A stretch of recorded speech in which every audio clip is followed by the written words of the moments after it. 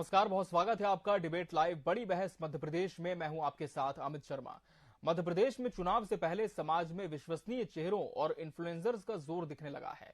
दोनों ही दल हर दिन वीडियो वॉर के जरिए एक दूसरे को कटघरे में खड़ा कर रहे हैं। मध्य प्रदेश में कांग्रेस और भाजपा में सोशल मीडिया पर वीडियो वॉर चरम पर पहुंच चुका है। कुछ खुलेआम तो कुछ फेक नाम से अपना सियासी जौहर दिखा रहे हैं। देखिए ये रिपोर्ट। मोदी के मन में बसे एमपी के मन में मोदी। अरे भ्रष्ट बतावे सबको भ्रष्ट, पूरा एमपी इनसे त्रस्त, जनता को है भारी कष्ट। बढ़ल भ्रष्टाचार बा, आदिवासी के सिर पे लटकत मामा के तलवार बा। का बा ध्यान सबको जे मामा धरत है, मामा मैजिक करत है।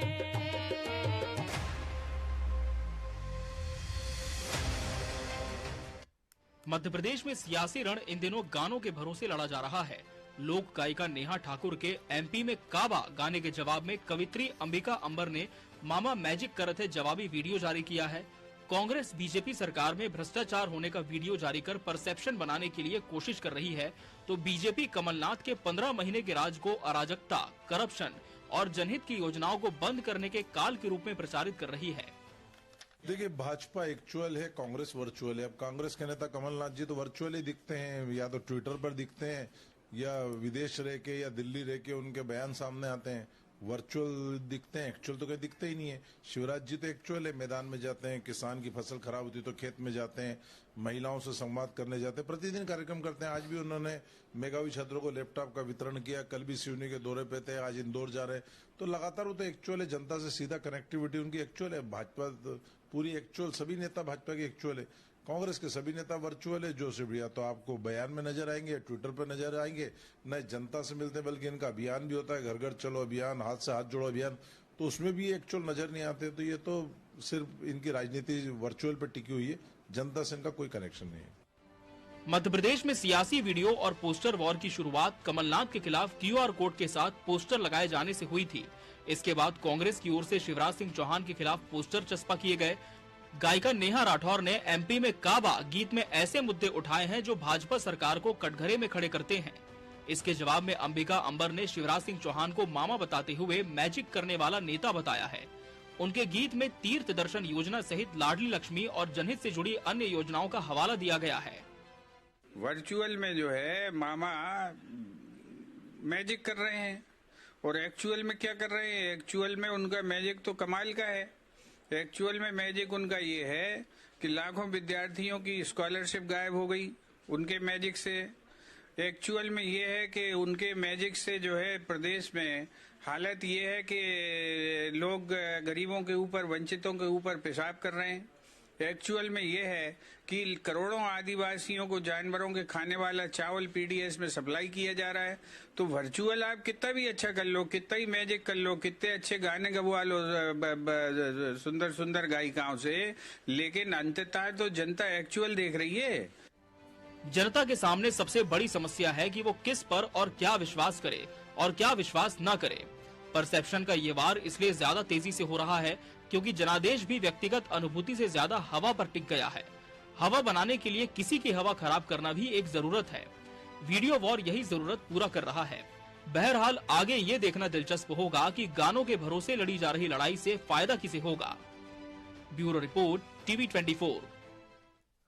तो एक्चुअल से ज्यादा वर्चुअल इन दिनों मध्य प्रदेश की सियासत देखने को मिल रही है और आज इसी विषय पर हम चर्चा का केंद्र रखेंगे और इसके लिए हमारे साथ खास मेहमानों का पैनल भी जुड़ चुका है। हमारे साथ कांग्रेस प्रवक्ता जितेंद्र मिश्रा जी जुड़े। जितेंद्र जी, आपका बहुत बहुत स्वागत है इस डिबेट में।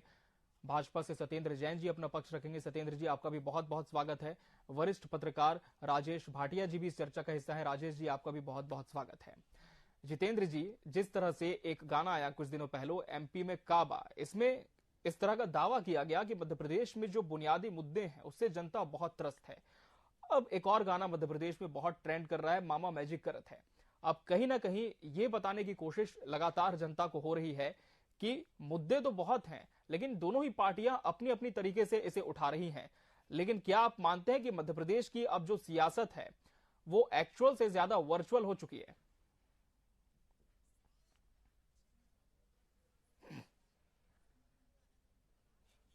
जी मध्य प्रदेश में भारतीय जनता पार्टी का आरोप लगा रही है कि कांग्रेस वर्चुअल है।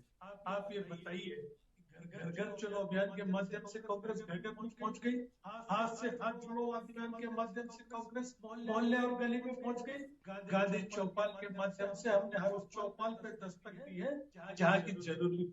वर्चुअल के आरोप लगाने वाले ये भूल जाते हैं कि Bharatiya Janata party miss call के माध्यम से सबसे बड़ी पार्टी बनी, और जब फील्ड पे जाने का नंबर आया, जब फिजिकल उपस्थिति की बात आई, तो भारतीय जनता पार्टी को आदेश जारी करना पड़ा कि वो कार्यकर्ता और वो नेता वहां जाकर के वीडियो बना के भेजे। इससे क्या प्रदर्शित होता है? इससे साफ प्रदर्शित होता है कि सिर्फ कागजों पर चल रही जो पार्टी मिस कॉल के माध्यम से विश्व की सबसे बड़ी पार्टी होने का दावा करती है, उसका यथार्थ आप देखेंगे तो आपकी समझ में आ जाएगी। आपके पास वरिष्ठता, आपके पास पत्रकारिता का वरिष्ठता का अनुभव है, आपने भी देखा होगा कि आज जो ये गाने चल रहे हैं, आज जो वर्चुअल बातें हो रही हैं, ये इनमें फर्क समझने का प्रयास कीजिए। आप एक तरफ भारतीय जनता पार्टी की सरकार पैसे देके इस तरह का प्रचार कर रही है, और एक तरफ जो लोग कहे हैं, जो वास्तविकता में पीड़ित है, वो जनता की आवाज बन के सामने आ रहे हैं। हमने कोई वीडियो जारी नहीं किया है, हमने किसी को आर्थिक रूप से मदद करके इस तरह का वीडियो नहीं बनवाया। जो भी हमारे पक्ष में वीडियो आ रहे हैं, वो सारे के सारे लोग गायकों द्वारा आ रहे हैं, क्योंकि वो समाज में रहते हैं, उन्हें मालूम है कि बहुत बड़ी महंगाई की मार, और अब की बार मोदी सरकार सफल नहीं हुआ है, महंगाई इस चरम पर पहुंच गई है। आज लोग गायकों को मालूम है कि गरीब आदमी के घर में चूल्हा जलना मुश्किल है, आज उसको सिलेंडर भरवाना मुश्किल है। जो ये बातें करते थे कि महंगाई को इसी स्तर पर ला देंगे, आज उन्होंने लूट खसोट चालू कर दी है।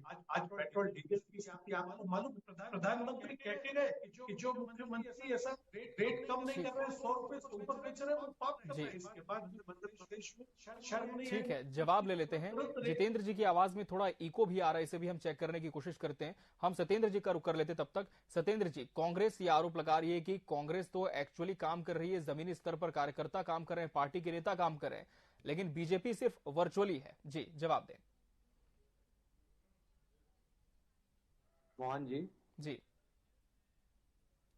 मैं तो कहता हूं कि सबको ये चुनाव है जी, अब आगे आने वाला लोकतंत्र का उत्सव होता है, और भारतीय जनता पार्टी संवैधानिक पार्टी है, संवैधानिक मूल्यों में विश्वास रखती है। जी तो मुझे ये लगता है कि दूसरे का आत्मा बहिरावलोकन करने की जगह पर अगर ये कांग्रेस अपना आत्मावलोकन कर लेती तो आज जी। कांग्रेस की जो दुर्दशा है वह नहीं होती।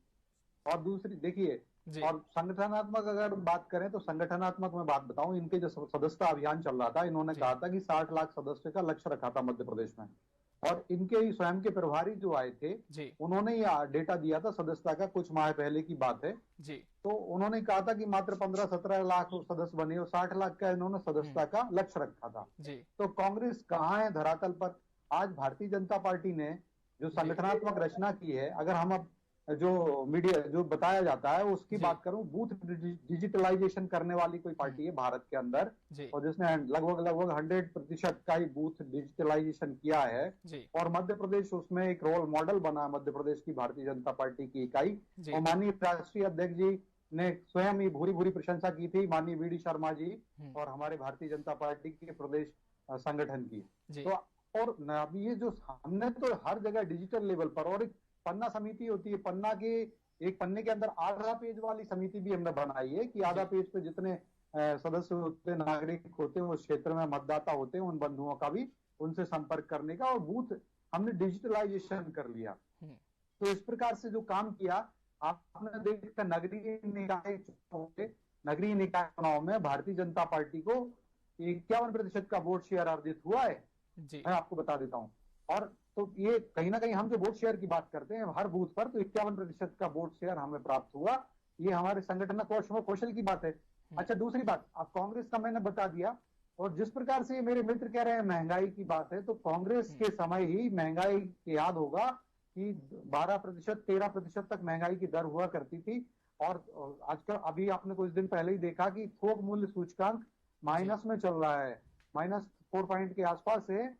और जो रिटेल महंगाई दर है जिसको हम कहते हैं, वह भी 4 से 5% के बीच में स्विंग कर रही है। जबकि 100 साल बाद कोविड जैसी महामारी आई, उसके बाद भी हमने महंगाई पर बड़ा नियंत्रण पाया है। और खाद्य महंगाई दर तो लगभग 2.78% के आसपास है, जो विश्व के अंदर सारे जो बड़े देश हैं उनमें सबसे कम है तो भारत की है। और मैं बता दूं आपको कि अगर मनमोहन सिंह जी की सरकार होती तो 2010 में ही हम 230 रुपए किलो की मूंग की दाल खाते थे और 200 रुपए किलो की तुअर की दाल खाते थे।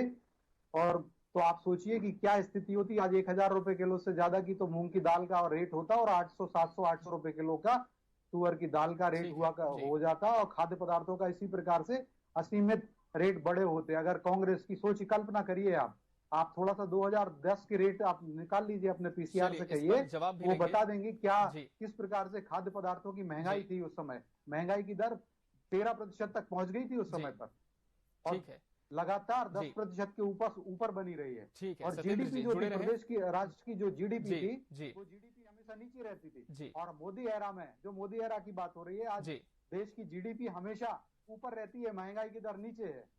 ठीक है सत्येंद्र जी, आपका फिर से रुख करूंगा। वरिष्ठ पत्रकार राजेश भाटिया जी का हम रुख कर लेते हैं। राजेश जी, दोनों ही पक्षों को आपने सुना गौर से, और यहाँ बात हो रही है कि जिस तरह से अब इन्फ्लुएंसर्स को मौका दिया जा रहा है दोनों ही पार्टियों के माध्यम से, अलग अलग तरीके से मुद्दों को बताने की कोशिश, अपने अपने पक्ष में जनता को करने की कोशिश अब गीतों के माध्यम से हो रही है। लेकिन क्या ये जो तरीका है ये बहुत हद तक प्रभावित साबित हो सकता है इस बार के मध्य प्रदेश के विधानसभा चुनाव में? राजेश जी। देखिए अमित जी, इसमें कोई दो राय नहीं है कि जो सोशल मीडिया इस समय रोल प्ले कर रहा है वो बहुत इम्पोर्टेंट है जी। लेकिन मुद्दा ये है कि जो विकास के मुद्दे हैं वो ही चुनाव में अपना रोल प्ले करेंगे। बिल्कुल, मेरा ऐसा मानना है जी।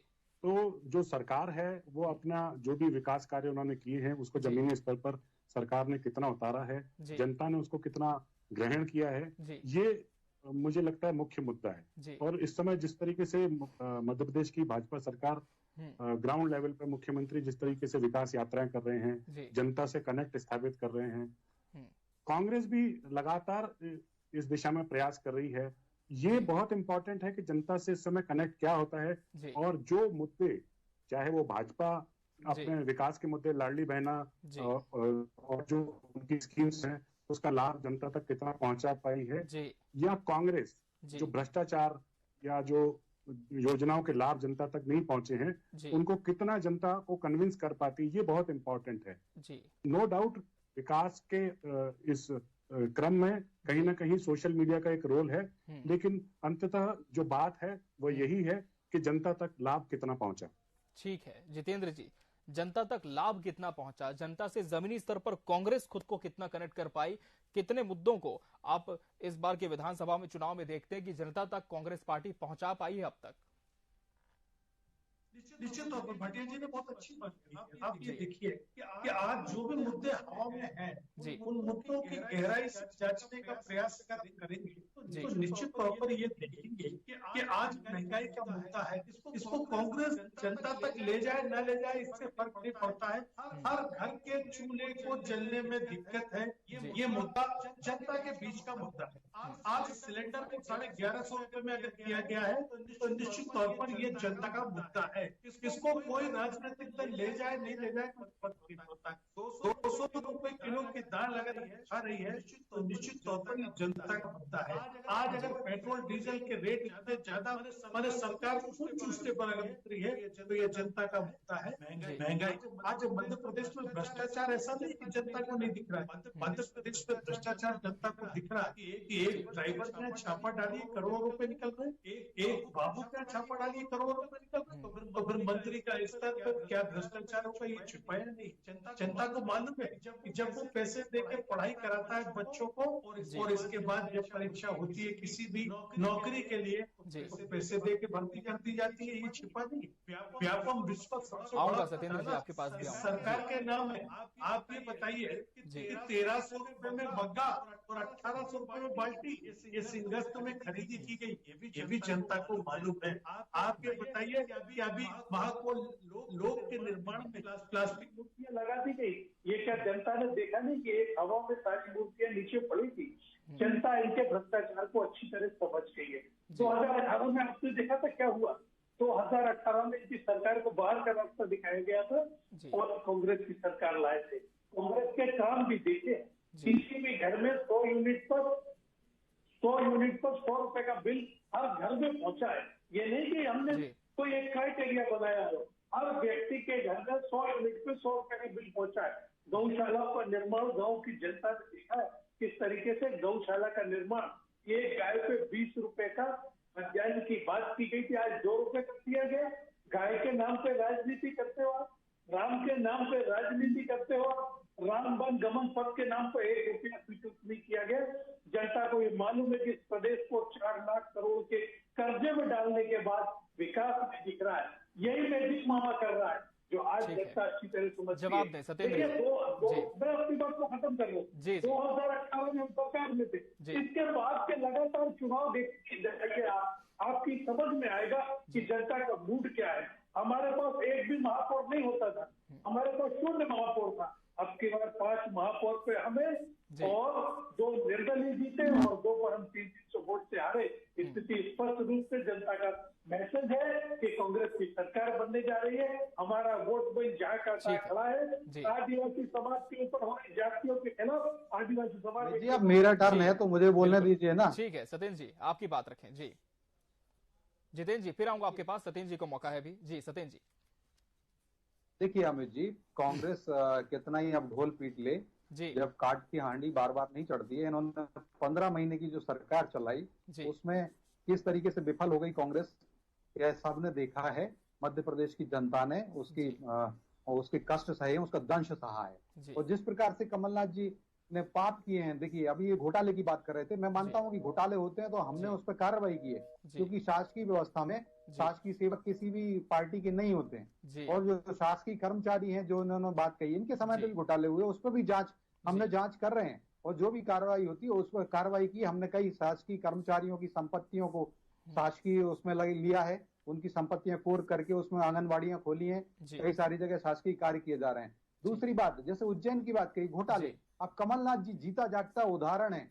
एक अचंबा देखा रे भाई, पहले पूत पीछे भाई माई, ठाड़ा सिंह चरावे गाई, चेलन के गुरु लागे पाई।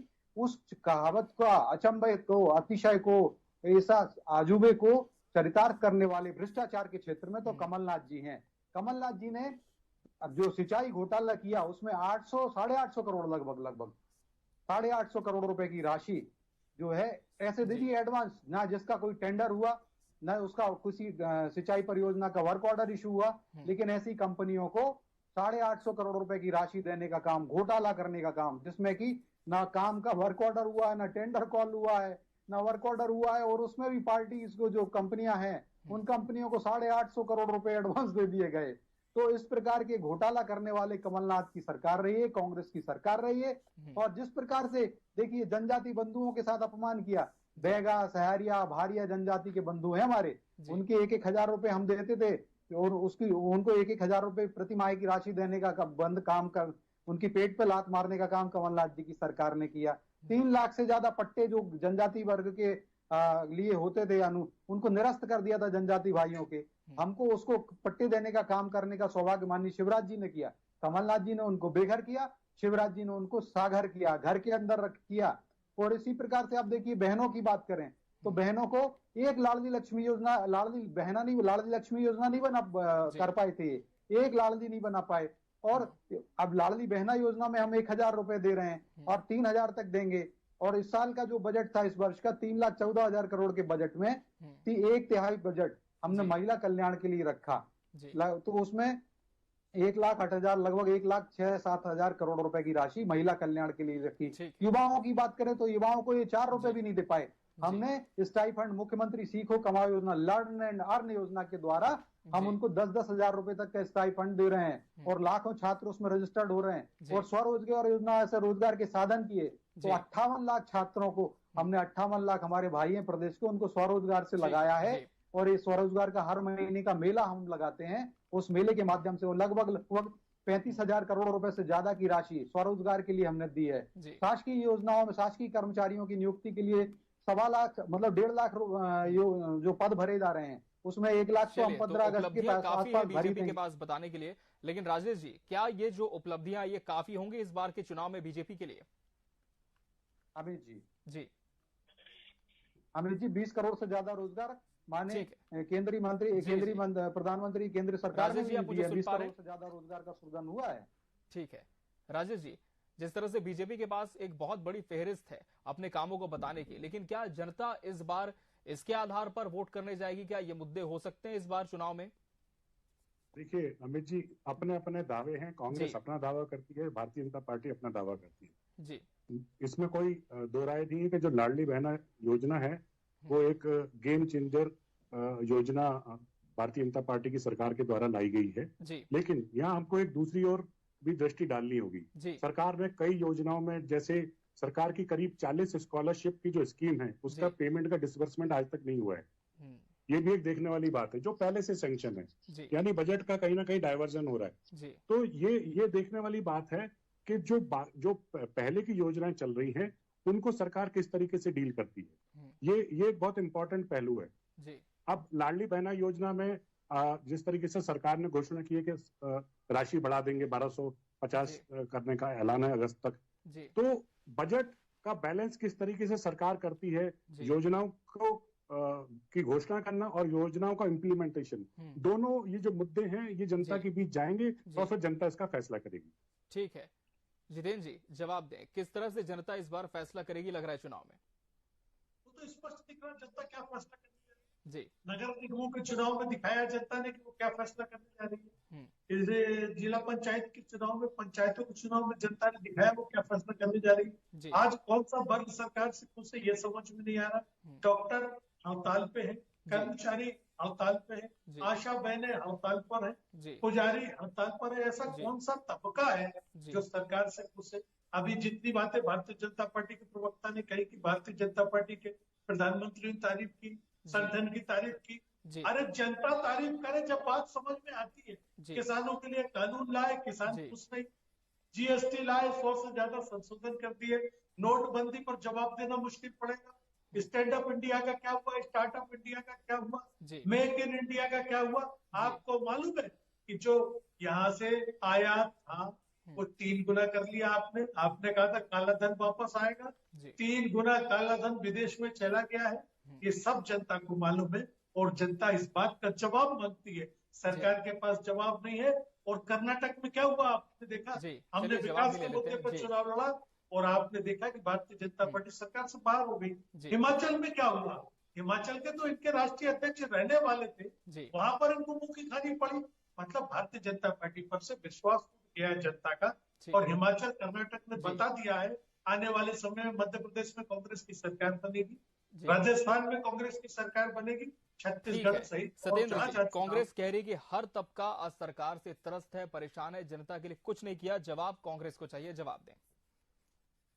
देखिए अमित जी, कांग्रेस को तो अपना हमेशा छाती पीटती रहती है, करुण क्रंदन करती है, करने दीजिए। हम जो विकास के कार्य और जनता के जन कल्याण के कार्य में हम एक यज्ञ समझते हैं और उसमें अपनी आहुति डालते हैं। तो सत्ता के माध्यम से आपने देखा, चाहे वो उत्तर प्रदेश के चुनाव हो, चाहे गोवा राज्य के चुनाव हो, और चाहे गुजरात के चुनाव हो, तो भारतीय जनता पार्टी को भारी बहुमत मिला है। और बार बार नोटबंदी पर और हर विषय पर जनता ने आशीर्वाद दिया है। 2019 में ऐसे ही नहीं लोकसभा के चुनाव जीते हैं हम, इनका नेता विपक्ष नहीं बना है। और जिस प्रकार से हमारे मित्र कह रहे थे कि 4 लाख करोड़ का कर्ज हो गया, तो आज भी कोरोना काल के बाद भी जो कर्ज है 3 लाख करोड़ के आसपास है, बहुत ही कम है। कृपया अपने डेटा सही करें, तो पढ़ के मतलब थोड़ा करेक्ट करना चाहिए। बड़े बुद्धिमत्तापूर्ण मेरे मित्र हैं, प्रवक्ता है, लेकिन डेटा सही देना चाहिए, ये मिसलीड नहीं करना चाहिए। क्योंकि ये टीवी 24 एक सम्मानित चैनल है, कोई नेशनल हेराल्ड का चैनल नहीं है, या कोई कौमी आवाज या जो संदेश उसका है वो संदेश कौमी आवाज जैसा अखबार नहीं है, समाचार पत्र नहीं है, नेशनल हेराल्ड समाचार पत्र नहीं है कि कुछ भी लिख दें आप। कांग्रेस का भ्रष्टाचार का जीता जागता प्रतिमान है। मैं बताऊं, भारतीय जनता पार्टी ने हर जगह पर जन कल्याण के कार्य किए और निसंदेह माननीय शिवराज जी और भारतीय जनता पार्टी की जो पूरी टीम है हमारी काम कर रही है, जन जन के बीच में जा रहे हैं, विकास पर्व मना रहे हैं, 2 लाख करोड़ के हम अभी कार्य कर रहे हैं, जनता के लिए समर्पित भी करेंगे, नए कार्यों का शिलान्यास भी होगा।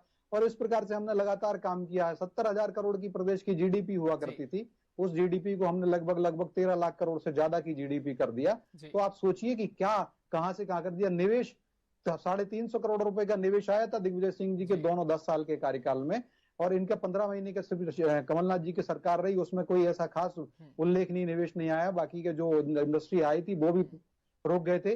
हमने लेकिन 3-3.5 लाख करोड़ के आसपास का औद्योगिक निवेश भी मध्य प्रदेश में किया। 2-4 औद्योगिक क्षेत्र हुआ करते थे, आज वो औद्योगिक क्षेत्र लगभग 450 के आसपास औद्योगिक क्षेत्र का हमने जाल बुन दिया मध्य प्रदेश में।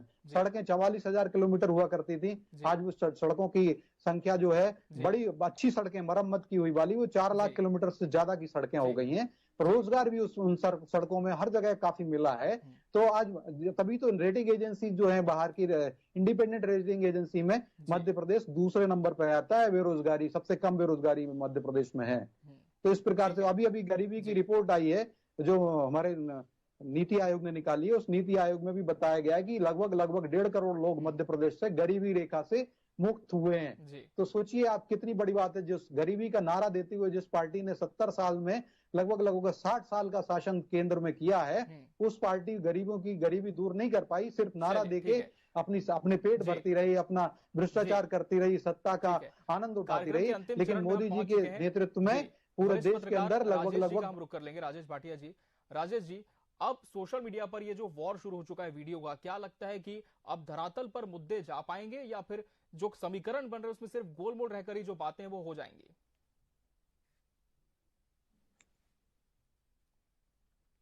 जी राजेश जी, आप सुन पा रहे हैं मुझे?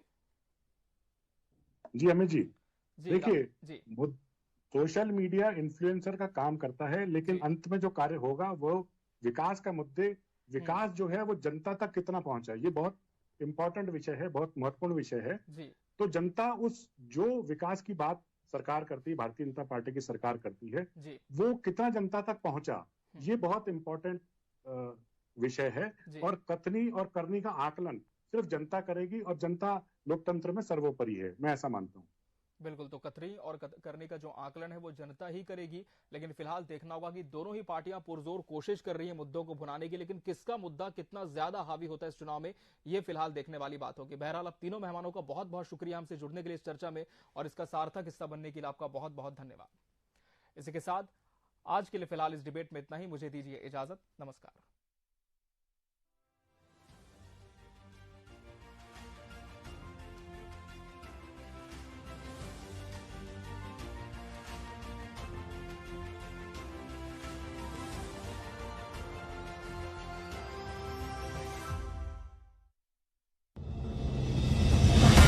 खबरें समय की नब्ज हैं, खबरें देखकर ही आप और हम होते हैं खबरदार।